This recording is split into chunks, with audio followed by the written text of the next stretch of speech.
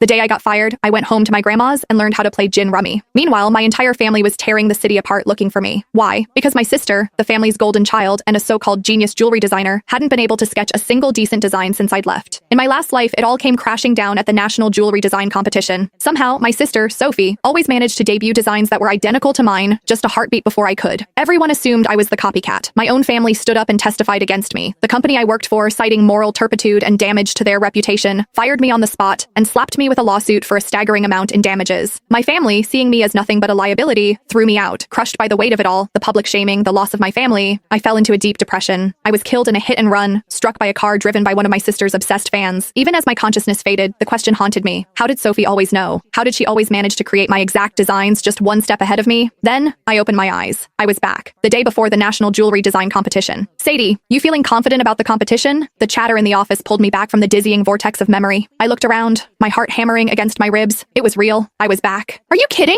Sadie snagged the Designer of the Year award 3 times running, a colleague, Maria, said, giving me a playful nudge. She's got this in the bag. I managed a weak smile, unable to form words, because only I knew what was coming. In my last life, I submitted a design I had poured my soul into for days. On stage in front of everyone, I was branded a fraud. They displayed 2 sketches on the main screen. They were identical, down to the last delicate line of filigree on the setting. But the timestamp on the other submission was a full day before mine. And the artist? My dear sister, Sophie Walker. She stood in the audience, her eyes wide and red-rimmed, staring at me with a look of shattered betrayal. She brought a microphone to her lips, her voice trembling as it echoed through the auditorium. Sadie, how could you? If you were blocked, I would have helped you find inspiration, but to steal my work? Why? I was frozen. That was my design. It had lived on my encrypted laptop, unseen by any other human eye. Before I could even begin to explain, the crowd erupted. Get the plagiarist off the stage. The nerve of her, showing up with a stolen design. She doesn't deserve to be a designer. Fraud. I grabbed a microphone to defend myself, but my voice was drowned out by the jeers. A few scattered voices of support were quickly silenced when my own parents took the stage. They held up photos of Sophie, supposedly working through the night at her drafting table at home. They spoke of their profound regret, of how they were ashamed to have a daughter like me, and announced their intention to sever all ties. After that, it was over. No one believed me. Security escorted me out of the building. The moment I turned on my phone, it was a firestorm of hatred. Back at my apartment, I checked my laptop. No viruses, no spyware, no remote access logs. The computer and my physical sketchbooks had been with me at all times. There was no conceivable way the design could have leaked. But Sophie's was identical. Every idea, every spark of inspiration, every line I drew, it was all mine. I could not have copied her. It was impossible. Hey, Sadie. Maria's voice cut through my thoughts again. I heard your sister is competing this year too. Any friendly family rivalry? Who do you think will take home the top prize? Not long after I'd started at this firm, Sophie, by some mysterious coincidence, had gotten hired too. The mention of her name sent a jolt of pure terror through me. My fists clenched so tightly my nails dug into my palms, drawing blood. My sister, Sophie. When she was born, she didn't cry. While all the other newborns in the nursery were wailing, she was silent. My mother, convinced it was a bad omen, brought in a spiritualist, a so-called seer from the mountains.